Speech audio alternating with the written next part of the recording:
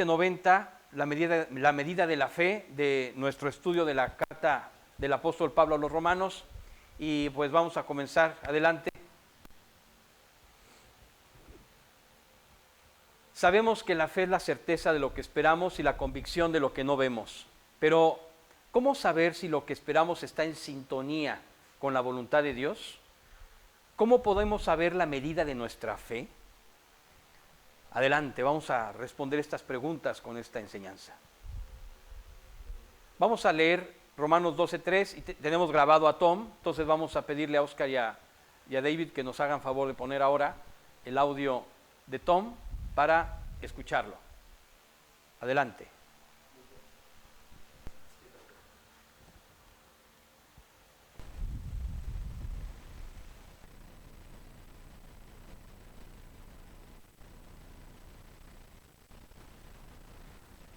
Romanos 12:3.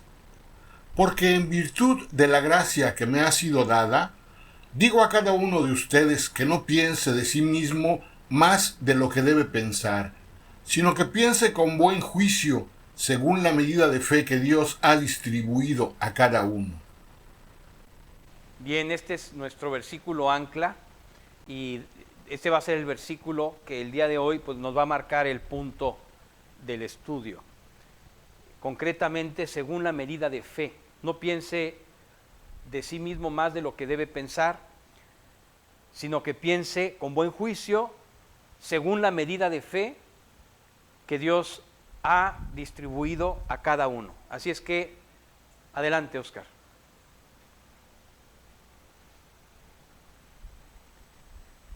En la carta a los Hebreos encontramos los tres aspectos fundamentales de la fe que serán los temas de nuestro estudio.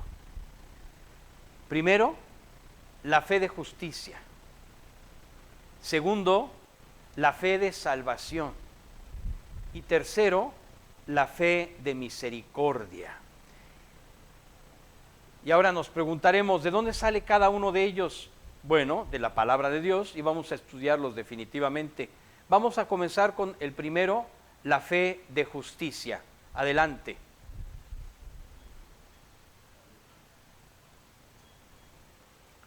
Vamos a leer Hebreos 11:4. Vamos a escuchar a Tom. Adelante. Hebreos 11:4. Por la fe, Abel ofreció a Dios un mejor sacrificio que Caín, por lo cual alcanzó el testimonio de que era justo, dando Dios testimonio de sus ofrendas, y por la fe, estando muerto, todavía habla. Perdón, exacto, así es. El testimonio de que era justo, el testimonio de justicia. Abel ofreció a Dios un mejor sacrificio que Caín. Ahí es donde Dios estableció la forma en la que podían relacionarse, aunque ya lo había aclarado con Adán y Eva cuando mató a la serpiente, cuando mató al animal que los cubrió, con el que cubrió, cuyas pieles los cubrió a ellos, y le dijo a la serpiente la forma en la que iba a ser ahora la relación entre los hijos de Dios y los hijos de incredulidad, los hijos del pecado, los hijos de la serpiente, los hijos de la serpiente antigua, Satanás. Entonces, dividió en dos grupos. Desde entonces, Dios, dos grupos de diferente vida, vamos a llamarlo así, de diferente estado, aquellos que tienen el testimonio de la simiente de la mujer, que es Cristo, y aquellos que tienen el testimonio de la serpiente antigua, que es el diablo, y estos son mayoría. Así es que desde entonces Dios ha establecido la forma de relacionarnos con Él, y en Abel, precisamente, Dios estableció el fundamento y la parte espiritual correcta de poder obtener una relación con Él a través de un sacrificio de una víctima inocente que pagaría por todos nuestros pecados. Así es que esta es la fe de justicia. Esta fe de justicia está mencionado aquí en Hebreos 11:4. Adelante, Oscar. Adán y Eva, los dos únicos seres humanos creados con la mente de Dios, curiosamente, ¿verdad? Han sido los dos únicos seres humanos creados con la mente de Dios. Fueron engañados por el diablo y cayeron en un estado de pecado que la humanidad arrastra hasta hoy. Ninguno de ellos conocía una instrucción que implicara la vida de fe, salvo aquella de no comer del árbol de la ciencia del bien y del mal, que violaron tras apostar por fe en la mentira del engañador. Ambos creyeron y actuaron por fe en el engaño de la serpiente antigua. Pero después de ello, Dios les enseñó que no todo estaba perdido y les dio a conocer las buenas nuevas, el evangelio que la humanidad debía seguir por fe para religarse, para volver a tener una liga, para volver a tener una unión en una relación personal con Dios, al presenciar por vez primera la muerte de una víctima por ellos. Así es. Así es que este es el parámetro de lo que acabamos de decir hace un momento. Ninguno de ellos dos conocía una instrucción que implicara la vida de fe, solamente no comer del árbol de la ciencia del bien y del mal. Pero los dos violaron esta ley y ambos creyeron y actuaron por fe en el engaño de la serpiente antigua. Por fe. Después, por fe, Dios les dio una forma diferente, una solución para poder establecer una relación con Dios, para poder volverlos a ligar con Él. Así es, al presenciar por primera vez la muerte de una víctima por ellos. Esto fue previo a este sacrificio de Adán.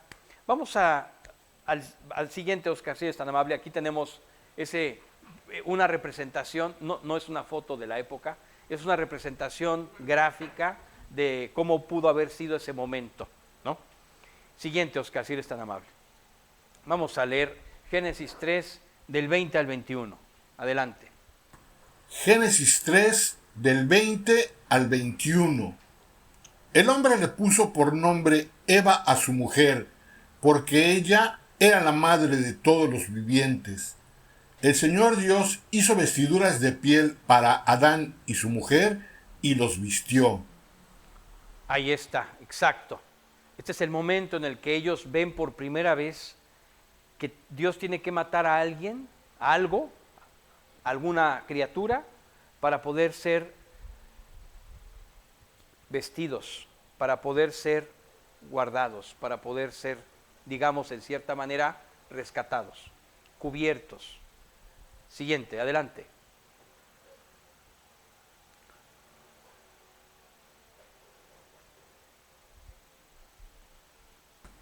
Génesis 3, 15. Pondré enemistad entre tú y la mujer, y entre tu simiente y su simiente. Él te herirá en la cabeza, y tú lo herirás en el talón. Exacto. Aquí está esa profecía que habla de Cristo y que habla de la manera en la que Dios ha establecido cómo iba a ser esta nueva relación con Él. Siguiente, adelante, Oscar. Esta primera revelación fue todo un evento para la joven humanidad de ese tiempo. A partir de ese momento, cualquier persona podía restablecer su relación con Dios por medio del entendimiento de la justificación, pero aún había que profundizar en la forma. Hace 32 años yo llegué a una reunión en donde un grupo de personas estudiaba la Biblia. Hasta ese momento yo solo había visto que el pariente que me invitó tenía una paz en su vida que yo anhelaba, pero yo no sabía la forma de obtenerla hasta que el predicador habló del amor de Dios, del arrepentimiento y la conversión. Entonces lo entendí y lo hice. Esto fue lo que sucedió con Abel y Caín. Esta figura de Abel y Caín le dio el entendimiento a la humanidad de cómo debía establecerse esa comunión nueva con Dios a través de ese sacrificio, y cada uno le llevó un sacrificio, o sea, le llevó diferentes frutos a Dios para ofrecer, y Dios le dijo a la humanidad a través de este ejemplo, que eran los dos hermanos de la familia nuclear, la primera familia de la tierra, todos eran de la misma familia, y Dios le habló a la humanidad joven de ese tiempo cómo era la relación que Dios quería establecer con ellos, a través del sacrificio de Abel, no el de Caín. Vamos a leer. Toma. Hebreos 11:4. Por la fe, Abel ofreció a Dios un mejor sacrificio que Caín, por lo cual alcanzó el testimonio de que era justo, dando Dios testimonio de sus ofrendas, y por la fe, estando muerto, todavía habla. Exacto. Esto lo ofreció Abel por fe. Y Dios así lo estableció desde entonces, y por eso es que después se entendió perfectamente bien cómo era esa forma de relacionarse. De hecho, esto es lo que hizo finalmente Noé cuando estableció una relación con Dios. Esta era la manera en la que él tenía esta relación con Dios, a través de esta figura del sacrificio de una víctima inocente que representaba aquel que iba a pagar por todos sus pecados y los nuestros, los pecados de Noé y también de los nuestros. Siguiente. Aquí está una ilustración: aceptado el sacrificio de Abel y rechazado el sacrificio de los frutos de Caín. Esto es una representación nada más, no es que un artista estuvo ahí y los fotografió, los dibujó, porque no sabemos en realidad cómo eran ni sus vestidos, ni sus sacrificios, pero sí dice Dios que uno sacrificó un cabrito y otro sacrificó el fruto de la tierra. No sabemos de qué tamaño era su ofrenda, ¿no? Aquí le ponen 4 frutas o 5 verduras. No sabemos si era una ofrenda de un guamazo de jardín impresionante, y Dios, ¿qué te parece? Toma la foto, ¿no? Siguiente. La justificación divina a través de la redención de Cristo por nosotros es el acto de justicia más injusto de la historia, porque Cristo pagó una deuda que no le correspondía por justicia pagar. Durante 24 años hice y deshice a mi antojo, hasta que mi vida llegó a un punto de angustia y terror insoportable. Entonces me presentaron a Cristo y yo lo acepté. Me arrepentí de todos mis pecados y acepté el pago que injustamente Él hizo por ellos. Y fue allí que le entregué completamente mi vida. Ese fue el día en el que fui justificado, porque otro pagó por mis injusticias. Pero no solo pagó por aquellas, sino también por las que cometo cada día. En términos legales absoluto, este acto injusto de Cristo me regaló este estado de justicia. ¿Cómo la ven? Impresionante. Así es, aquel acto injusto de Cristo, en donde pagó injustamente por mis pecados, me regaló este estado de justicia. Siguiente, Oscar. Tom. Tito 3:5. Él nos salvó, no por las obras de justicia que nosotros hubiéramos hecho, sino conforme a su misericordia, por medio del lavamiento de la regeneración y la renovación por el Espíritu Santo. Exacto. No nos salvó por lo que hagamos. Nosotros no podemos hacer algo para obtener la salvación distinto a entregarle nuestra vida y arrepentirnos y convertirnos. O sea, si queremos ser más espirituales y más profundos y en nuestras fuerzas tratar de hacer algo para acercarnos a Él, nos vamos a alejar de Él, porque no depende absolutamente de nosotros esta relación con Él. Depende de Él y de la forma en la que Él ha establecido a través de su justicia y su justificación, no la nuestra. Siguiente. Esta es la verdad más escandalosa que puede existir, porque deja sin argumentos a quienes aún permanecen afectados por las heridas que otros les provocaron. La sensación de rencor, dolor o resentimiento que aún padecemos no es coherente con el acto de perdón de Cristo por nosotros. No es justo que, si Cristo nos perdonó una deuda tan grande, nosotros no perdonemos a quienes nos han afectado. Todo creyente salvo necesariamente debe tener borrada la lista de afectaciones que otros le han hecho, porque Dios simplemente nos exige que perdonemos. El hecho de no hacerlo es un testimonio contrario a su amor y su misericordia. Jesús lo manifestó así con toda claridad. Vamos a leerlo.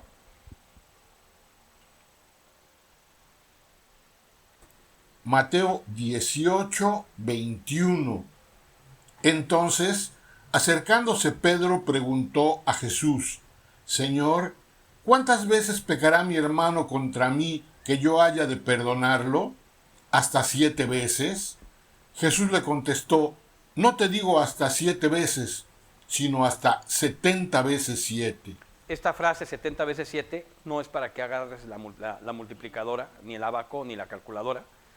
Hace referencia a una profecía, que bueno, a un texto bíblico que aparece en Génesis, cuando el nieto o chosno, tatarachosno de Adán y de Caín, llamado Lamec, que tiene el mismo nombre que el papá de Noé, pero no es la misma persona, que tiene el nombre de Lamec, le dice a sus mujeres que él iba a matar a una persona por haber sufrido algún daño de ella, y que si 7 veces había sido perdonado Caín, o sea, no justificado Caín o protegido Caín, 70 veces, vengado Caín, esa es la frase, si 7 veces iba a ser vengado Caín si alguien lo tocaba, él 70 veces 7 lo sería. O sea, ni se metan conmigo.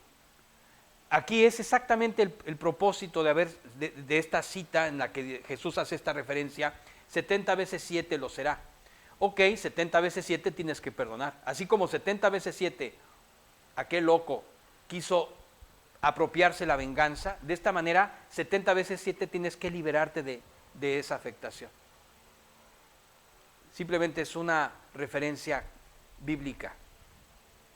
La misma palabra cumplida al revés. Así como este hombre lo decía para la venganza, ahora Jesús lo dice para ti, para que perdones eternamente, siempre.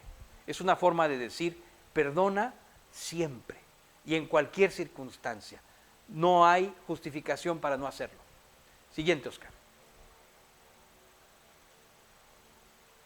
Tom.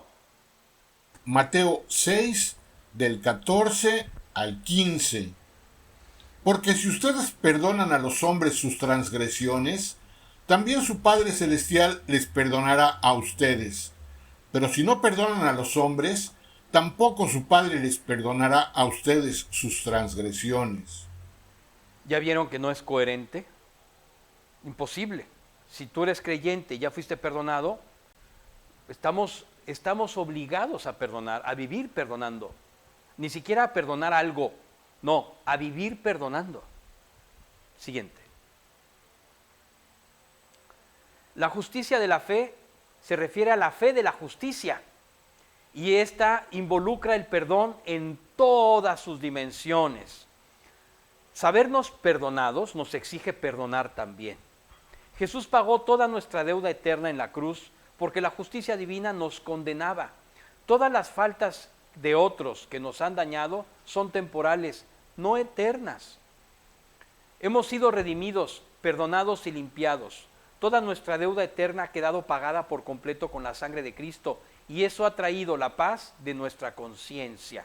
La justicia de la fe es el regalo de paz que Dios ha puesto en nuestra alma. Toda la deuda eterna ha sido pagada y nuestra conciencia está limpia desde nuestra conversión. La justicia de la fe es la primera buena noticia que recibimos con Cristo. Todo está pagado. Esa es la justicia de la fe. Aquella voz que te dice: todo está pagado. Hey, te tengo una buena noticia, todo está pagado. Siguiente, Oscar.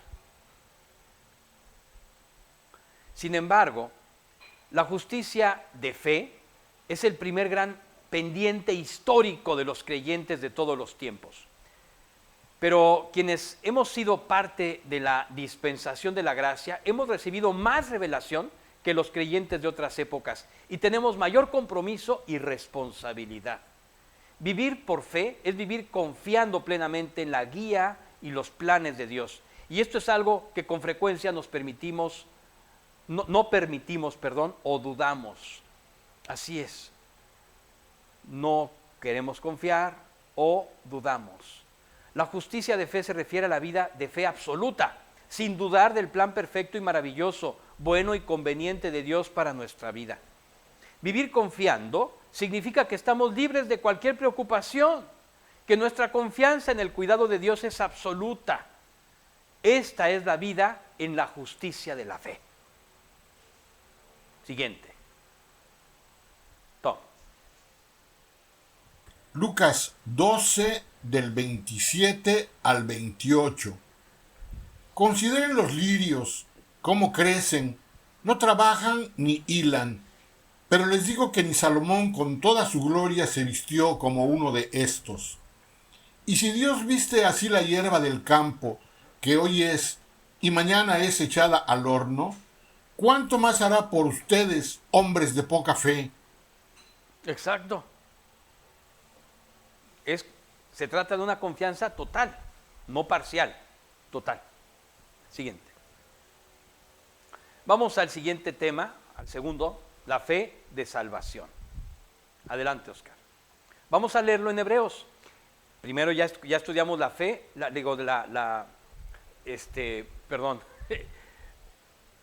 fe de justicia, y ahora estamos en la fe de salvación. Adelante. Hebreos 11, 7. Por la fe Noé, siendo advertido por Dios acerca de cosas que aún no se veían, con temor reverente preparó un arca para la salvación de su casa, por la cual condenó al mundo y llegó a ser heredero de la justicia que es según la fe. Exacto. Ahora vamos con Noé como ejemplo, ¿no? Noé representa en este texto la justicia de salvación. Así como Abel representa la justicia, el sacrificio de Abel representa la justicia de fe, el arca y la fe de Noé representa la fe de salvación. Finalmente, a través del arca, Dios salvó a la humanidad que iba a poblar otra vez la tierra, que era la familia de Noé, y ya, su esposa, sus hijos y las esposas de sus hijos. Eran 8 personas, era toda la humanidad absoluta que quedaba, todos los demás murieron. Siguiente.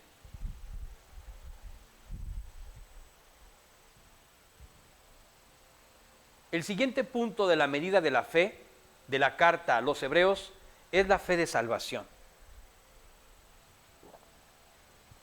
La fe de Noé condenó al mundo a la destrucción, porque la gente de su tiempo, fíjense bien esto, rechazó subirse al arca, el único medio de salvación para evitar el juicio de Dios, pese a la advertencia reiterada de Noé para que se salvaran. O sea, a pesar de que Noé fue insistente, predicaba y predicaba durante 120 años que estuvo preparando el arca, las personas se burlaban. Ya me imagínate la referencia, ¿no? Esta es buena. Imagínate, oye, ¿no sabes cómo llegamos al centro de la villa? Sí, claro, mira, ahí donde está el arca de loco, ahí te vas derecho en ese edificio de madera que está construyendo, que está bien loco, y ahí te das vuelta a la derecha, sigues derecho y ahí llegas, ¿no? Era una referencia. Imagínate el tamaño del edificio que Noé estaba construyendo, era un arcón, era una caja. No era un barco, era una caja, era un arca, era una caja. Claro, como estamos acostumbrados a ver naves navales, ¿no? Que tienen esta forma redondeada por abajo, pues así nos la imaginamos. La Biblia habla de un arca, de un cajón. Era un cajón, era un arcón grande, gigante, que tenía puertas abajo para que pudieran entrar los humanos y pudieran entrar todos los animales.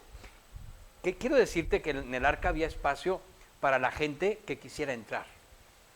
Nada más entraron 8 personas. Así es, seguimos con el texto. La fe de nosotros, los que hemos sido salvados, será la condena de quienes rechazaron el mensaje de salvación que predicamos ante ellos.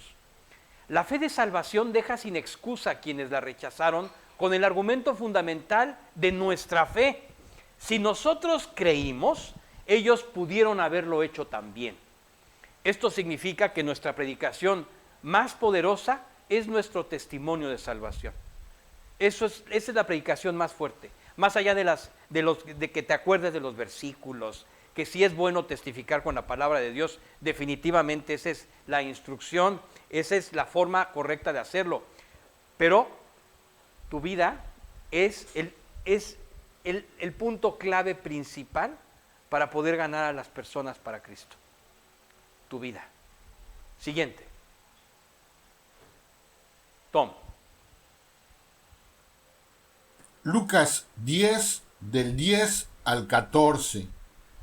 Pero en cualquier ciudad donde entren y no lo reciban, salgan a sus calles y digan: hasta el polvo de su ciudad que se pega a nuestros pies, nos lo sacudimos en protesta contra ustedes.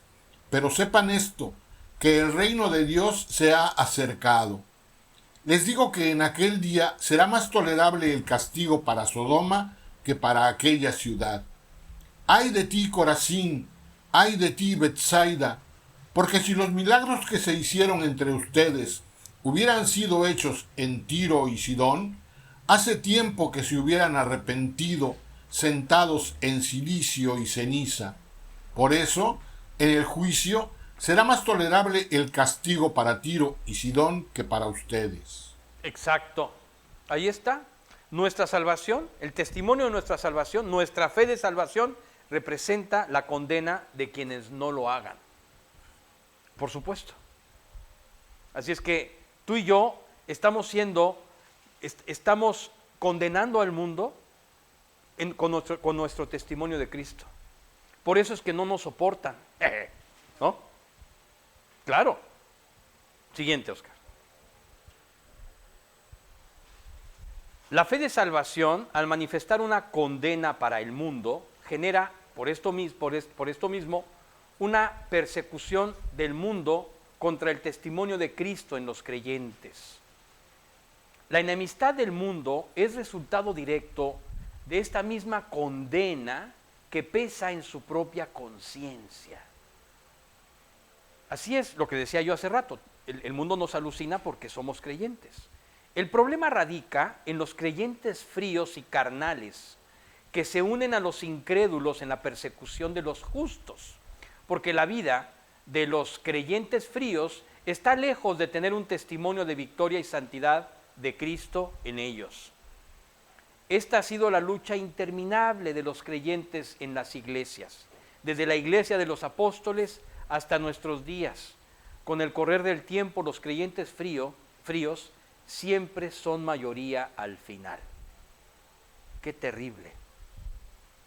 Pero con el correr del tiempo, esto le pasó a la iglesia de Éfeso. Eres maravillosa, iglesia de Éfeso. ¿Se acuerdan lee la carta del apóstol Pablo a Éfeso? Maravillosa tarea de domingo. Lee al ratito que terminemos la carta del apóstol Pablo a los Efesios. Léela para que veas de qué tamaño era la confianza y el tesoro que Dios estaba depositando en ellos. ¿Y qué crees que pasó? Que has perdido tu primer amor. Le dice Dios en el Apocalipsis a la iglesia de Éfeso. Vamos a escuchar. Adelante, Oscar. Tom. Segunda de Timoteo 4, del 15 al 17. Tú también cuídate de él, pues se opone vigorosamente a nuestra enseñanza. En mi primera defensa nadie estuvo a mi lado, sino que todos me abandonaron, que no se les tenga en cuenta. Pero el Señor estuvo conmigo y me fortaleció, a fin de que por mí se cumpliera cabalmente la proclamación del mensaje y que todos los gentiles oyeran, y fui librado de la boca del león. Quiero decirte que con los años los ministerios van cambiando, las personas van cambiando y algunos se van, otros llegan. Aquí el punto es, ¿qué va a pasar contigo? ¿Qué va a pasar conmigo? ¿Seguiremos fieles? Si quieres, Oscar, adelante. Ahora sí vamos a leer este punto. Apocalipsis 2, del 3 al 5. Tienes perseverancia y has sufrido por mi nombre y no has desmayado.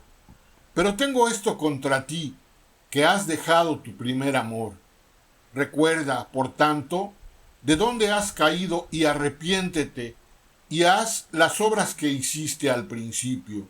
Si no, vendré a ti y quitaré tu candelabro de su lugar si no te arrepientes. Así es, dejamos poco a poco que el mundo entre a nuestra vida y nos vamos haciendo creyentes fríos, carnales, y con los años nos vamos enfriando y vamos dejando el discipulado, vamos dejando las cosas de Dios, orar, leer, vamos dejando lo que era fundamental en nuestra vida. Antes no te perdías un estudio de discipulado y ahí se va marchitando. Siguiente. Aquí está una foto del grupo de discípulos de la Ciudad de México en 2004. Ahí está Carlos, Sergio, Rosalba, Juanita, Velvet y yo. Ahora vamos a la siguiente fecha que tenemos aquí.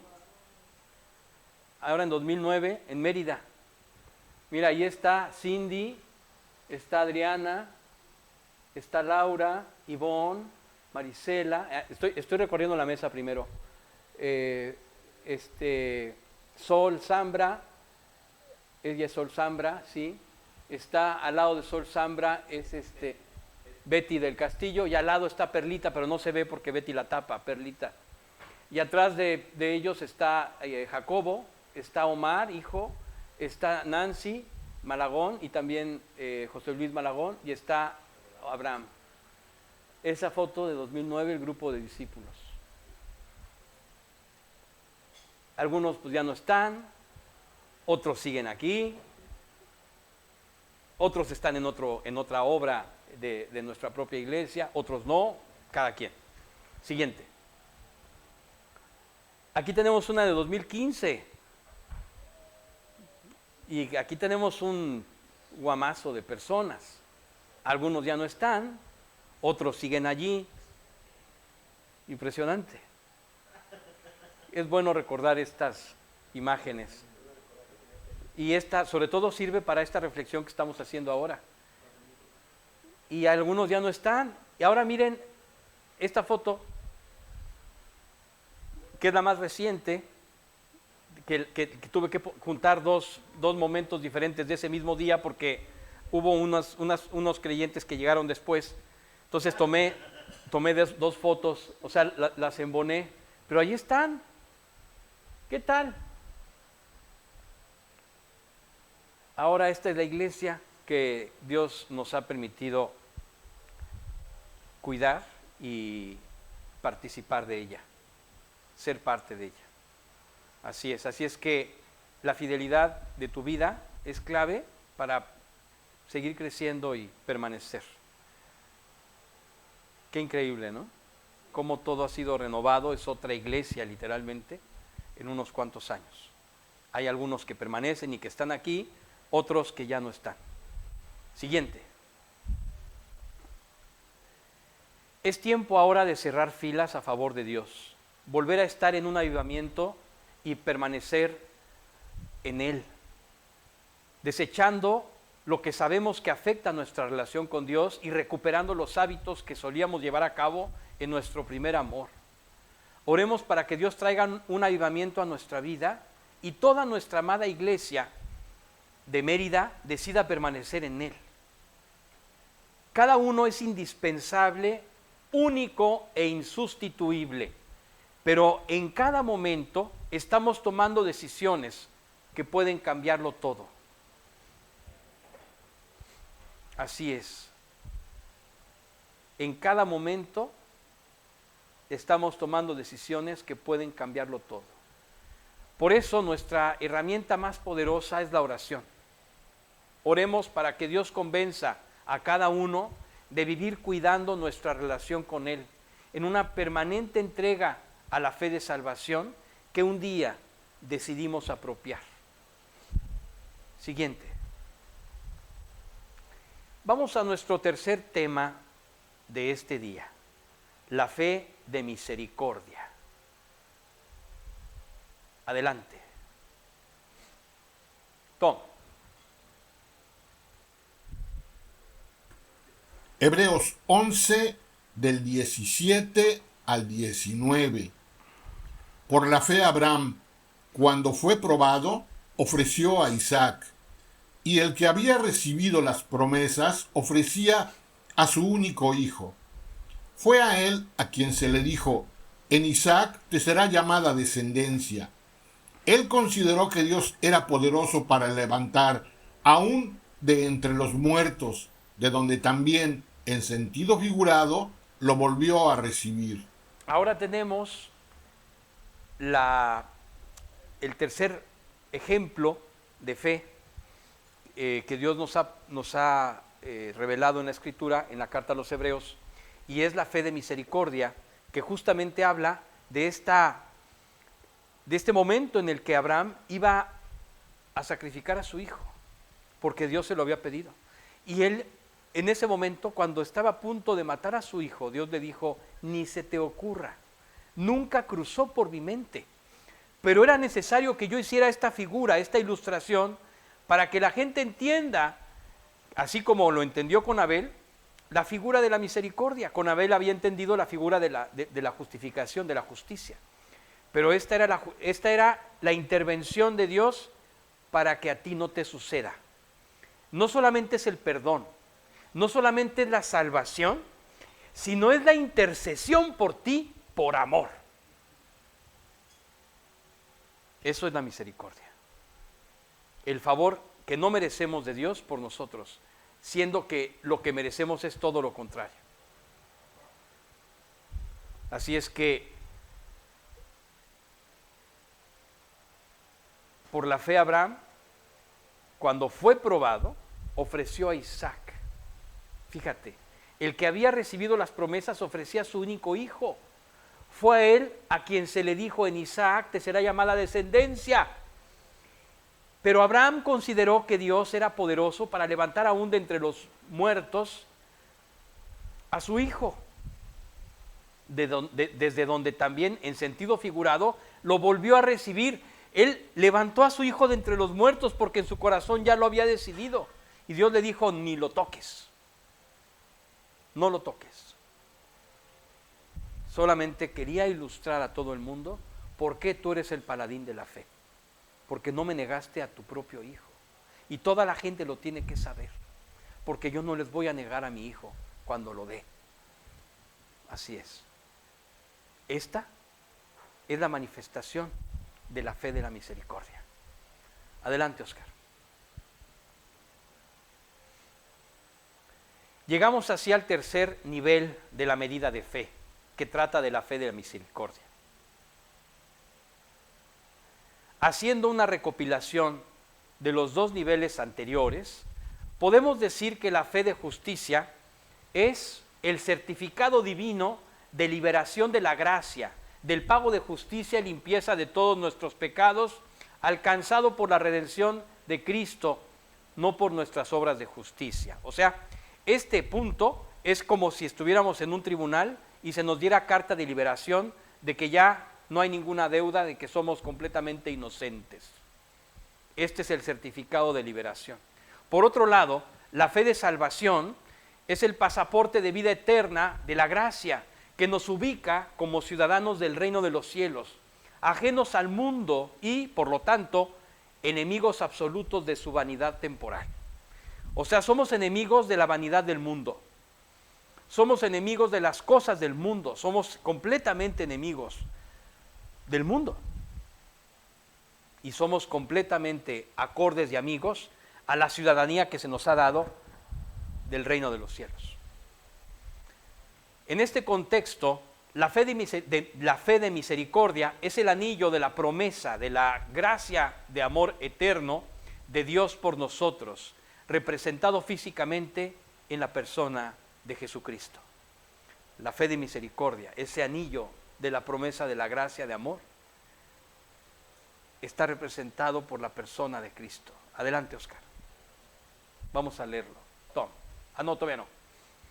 Desde la perspectiva divina de la Escritura, La fe de misericordia es la garantía del cumplimiento de la promesa de amor y cuidado de Dios por nosotros a través de la gracia, pero sobre la base de su fidelidad y no de la nuestra. No nuestra fidelidad, no, nosotros vamos a fallar. Su fidelidad. Existen tres elementos principales que conforman este concepto. El primero es que es la palabra de Dios escrita, la Biblia, que ha permanecido pura y fiel a pesar de la persecución contra ella, desde Caín hasta hoy. El segundo es el trabajo del Espíritu Santo que lleva a cabo con el ministerio de revelar el evangelio de salvación a todo aquel que quiere aceptarlo. Así es, el trabajo del Espíritu Santo revela el evangelio a todo aquel que quiere aceptarlo. Y tres, la renovación del alma a través del trabajo de la gracia en el corazón del creyente. Así es, estos son los tres elementos principales que conforman el concepto de la fe de misericordia. La palabra de Dios, ¿por qué? Porque a través de ella yo sé qué tengo que hacer. Yo no hubiera sabido que tengo que salvarme y pedirle perdón a Dios si no aparece aquí. De pronto yo veo un amanecer increíble, veo cómo Dios pinta de colores los pájaros, veo los amaneceres y la noche, la luna, todo lo creado es maravilloso, el aire que puedo respirar, el perfume de las flores, todo eso me lleva a Dios de manera emocional, pero no sé cómo acercarme a Él, no sé cómo relacionarme con Él.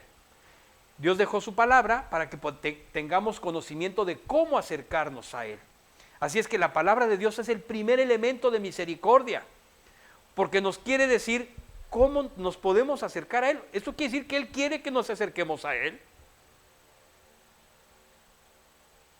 Y no es como me dijo aquella persona cuando salíamos de una predicación allá en la Ciudad de México, es que yo no sé en qué rendija quiere Dios que yo me meta para que me salve. Le dije, no, así no es. Hay un ventanal y tú estás buscando una rendija para esconderte, para no pasar por el ventanal. Pero el ventanal es muy grande. El ventanal es muy grande. Así es que no trates de justificar lo que en realidad no quieres hacer.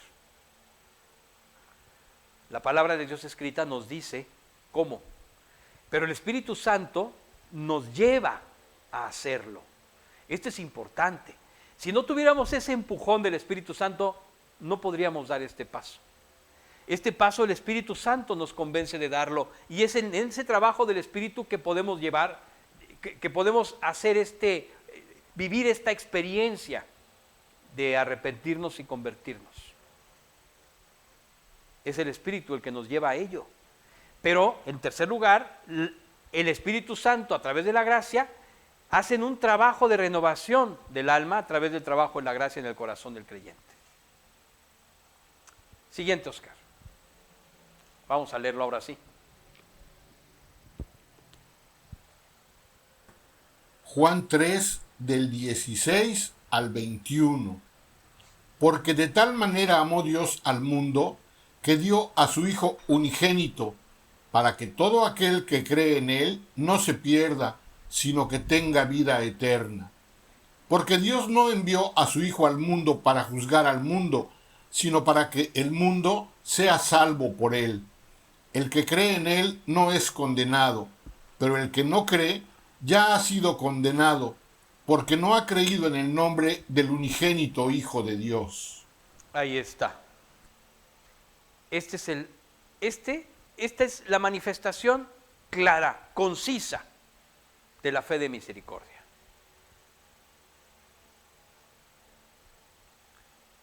Se llama Jesucristo. Siguiente, Oscar. Es en este tercer punto del trabajo de la gracia en la renovación del alma que nos enfocaremos, porque la fe de la misericordia está anclada a la promesa divina que habla de una total y perfecta plenitud del alma en la eternidad. En otras palabras, la fe de misericordia tiene el propósito y la promesa de llevarnos a una realidad eterna de plenitud perfecta.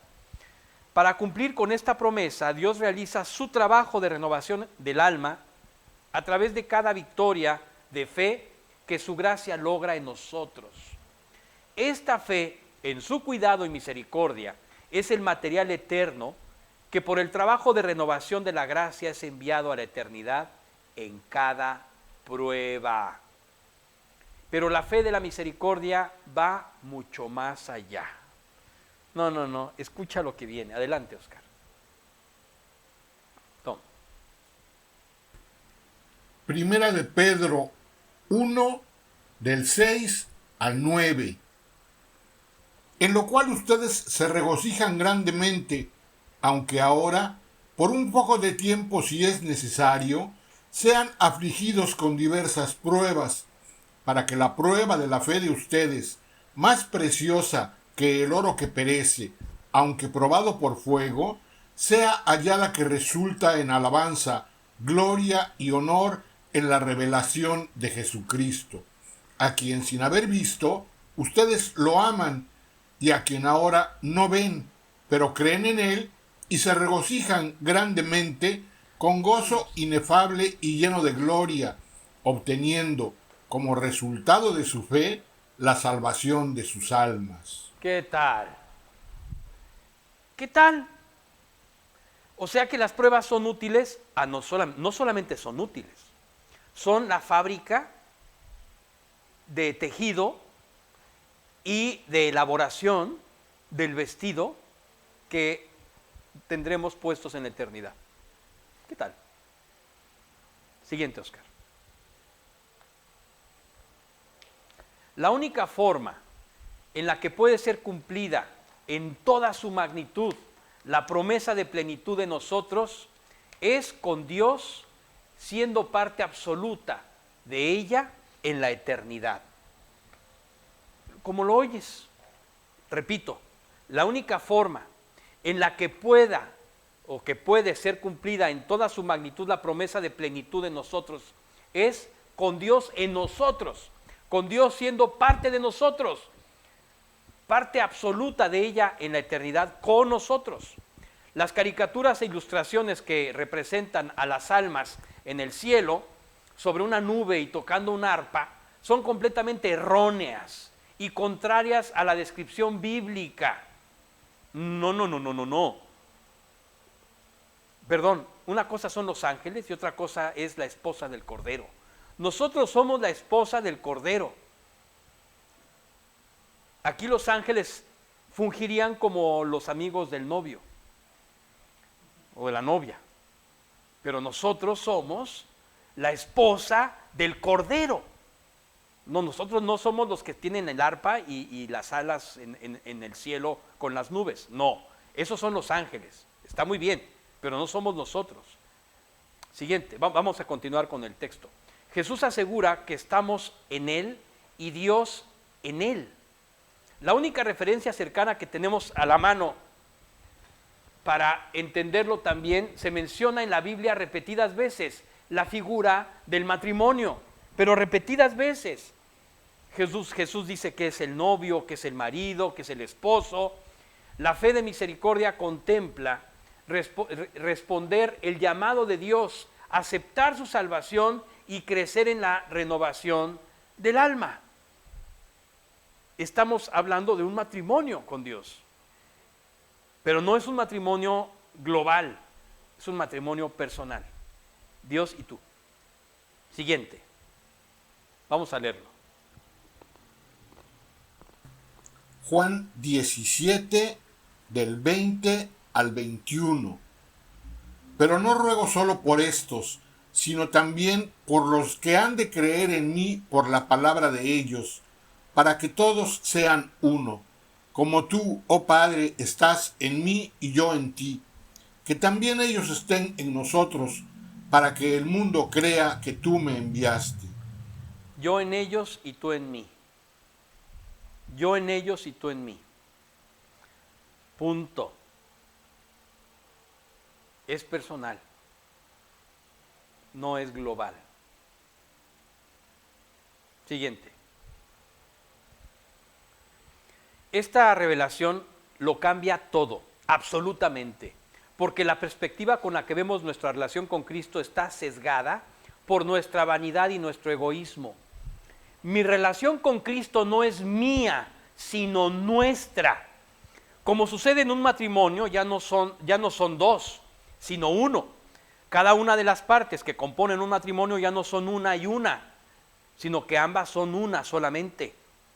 Cada vez que yo elijo pecar, afecto nuestra relación, el ente compuesto de Dios y yo. No me afecta a mí, sino que afecta lo nuestro. O sea, yo no afecto a mí, no me afecto a mí, afecto lo nuestro, lo de Dios y yo. De la manera como Dios creó a Eva casada con Adán, al convertirnos fuimos hechos una nueva creación casada con Cristo. Soy uno con Él. ¡Qué impactante! Esto es una revelación. Si yo peco, entonces no afecto solamente mi relación con Dios, no, afecto nuestra relación entre Dios y yo.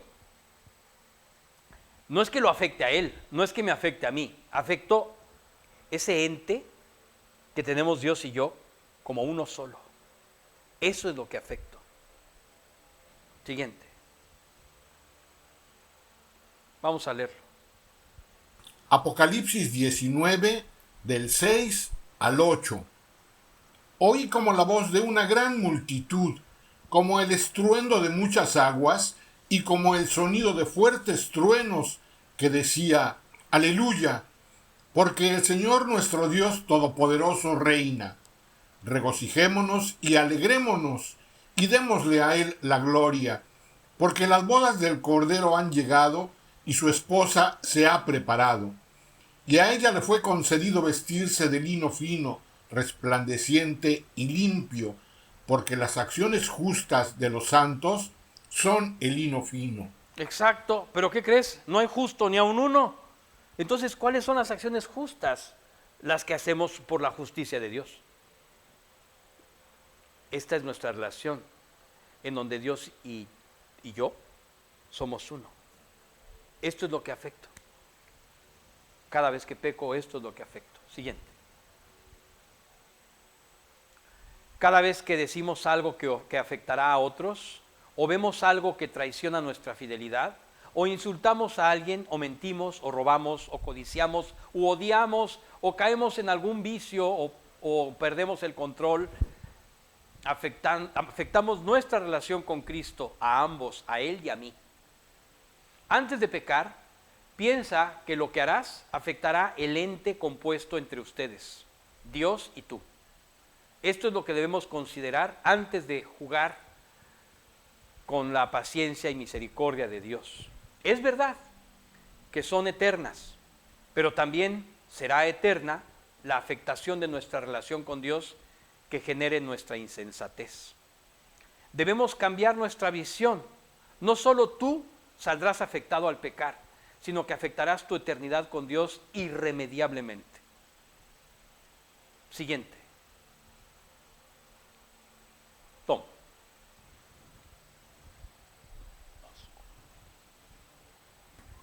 Primera de Corintios 3, del 10 al 15.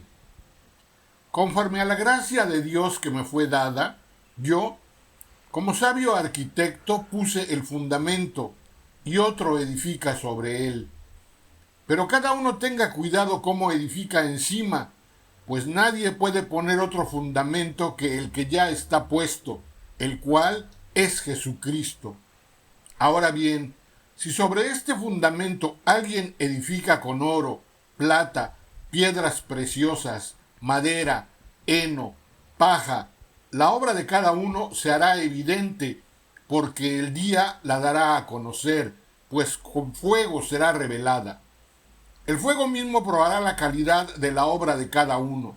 Si permanece la obra de alguien que ha edificado sobre el fundamento, recibirá recompensa. Si la obra de alguien es consumida por el fuego, sufrirá pérdida. Sin embargo, él será salvo, aunque así como a través del fuego. Bueno, al buen entendedor, pocas palabras. Más claro no se puede decir. Ahí está. ¿Sabes cuál es lo más terrible? ¿Qué es lo más terrible? Que nosotros no vamos a tener conciencia en la eternidad de todo lo que perdimos. Si no, no podríamos disfrutar la eternidad. Pero Dios sí lo va a saber. Qué tremendo, ¿no? No, nosotros vamos a estar en el gozo eterno, pero Dios va a saber esa parte, la otra parte de nosotros, Dios, Él sí va a saber lo que pudo haber sido y no fue. Siguiente. La medida de la fe que Dios ha puesto en cada uno tiene los 3 niveles que hemos estudiado en la carta a los Hebreos. La fe de justicia que nos limpia por su justicia, no la nuestra. La fe de salvación que nos lleva a Cristo por su palabra y su espíritu. Y su trabajo de renovación eterna. De hecho, nuestra buena batalla de la fe tiene el propósito de manifestar estos 3 niveles de fe en un avivamiento permanente. Así es. La vigilancia y atención que tengamos sobre estos 3 niveles de fe será la diferencia en las decisiones que tomemos en las pruebas. Dios espera que la medida de fe que ha puesto en cada uno se manifieste en los 3 niveles, como Él lo ha planeado. Sin embargo, esta decisión depende en cada momento de nosotros. ¿Qué vamos a decidir? Eso tendremos que literalmente decidirlo en cada momento futuro que aparezca. La fidelidad depende solamente en este punto de nosotros. Dependamos de su gracia y aprendamos a confiar plenamente en Él para que Él pueda hacer el trabajo de renovación integral a través de estos 3 niveles: justicia de la fe, justicia de la salvación y justicia de la misericordia. Siguiente, Oscar. Conclusión. Número 1. Recuerda que la justicia de fe se refiere a la vida de fe absoluta, sin dudar del plan perfecto y maravilloso, bueno y conveniente de Dios para nuestra vida. Número 2. No olvidemos que nuestra herramienta más poderosa es la oración. Oremos para que Dios nos convenza de vivir cuidando nuestra relación con Él en una permanente entrega a la fe de salvación que un día decidimos apropiar. Y número 3, debo tener siempre presente que mi relación con Cristo no es mía, sino nuestra. Cada vez que yo elijo pecar, afecto nuestra relación, el ente compuesto de Dios y yo. No me afecto a mí, sino que afecto lo nuestro. Siguiente. Tom. Mateo 5, 48. Por tanto, sean ustedes perfectos, como su Padre Celestial es perfecto. Así es. Bueno, aquí termina nuestro estudio. No sé si tengan alguna pregunta. Nada más comentar algo, mientras si hay alguna pregunta lo pueden hacer. Comento que lo que comenté al principio de la transmisión, si no pudimos tener nuestra reunión presencial, a pesar de que fue muy leve el recuento de daños del paso del ciclón Beryl por la península de Yucatán, quienes nos cancelaron el espacio presencial fue el mismo edificio de la del IEE, porque ellos hicieron un protocolo de preparación que dejaron instalado y que van a retirar hasta el lunes. Entonces no íbamos a poder pasar definitivamente. Entonces esta preparación y esta circunstancia, este escenario, les obligó a tenernos que cancelar, y por eso es que hoy estamos transmitiendo en vivo. No ha sido porque nosotros no hayamos querido, sino que ellos mismos nos cancelaron por razones evidentes, ¿no? Se entiende a la perfección. No sé, ¿hay alguna pregunta, Oscar?